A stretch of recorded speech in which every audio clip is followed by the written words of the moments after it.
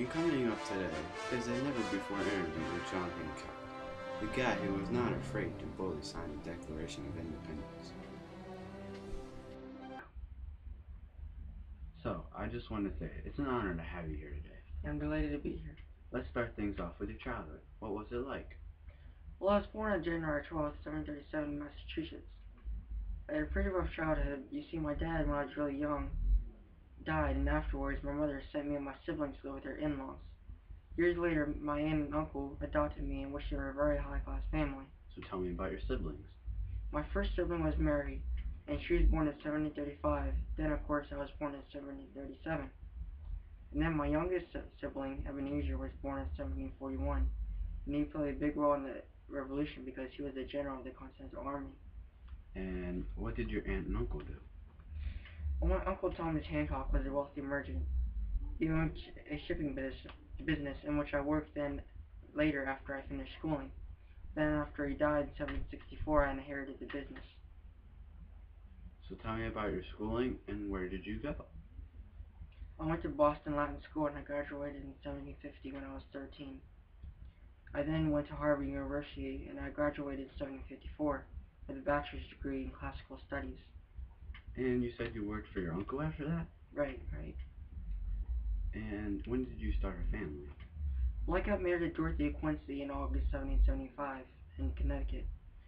Our first child, Lindy Hancock, was born in October 1776, and then she died a year after. And our next son, John George Washington Hancock, was born in May 1778. At the age of 8, he went ice skating and died of a head injury. So you said you named your son John George Washington Hancock. Did you name him after George Washington?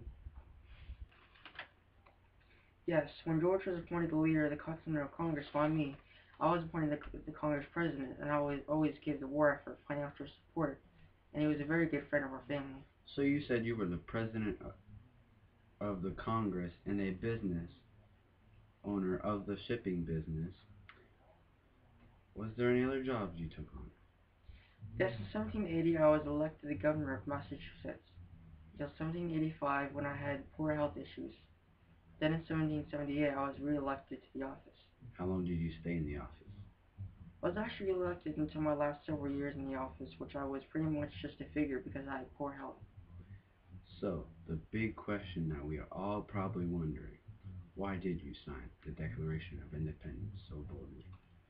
When I was little, I always was forced to write and rewrite big letters on paper. I really wanted King George to see my signature first because I was really against his rules. And did you sign anything else? Yes, in July 1778, I signed the Articles of Confederation, but it was a very weak document, and that was done away with, and a new Constitution took its place.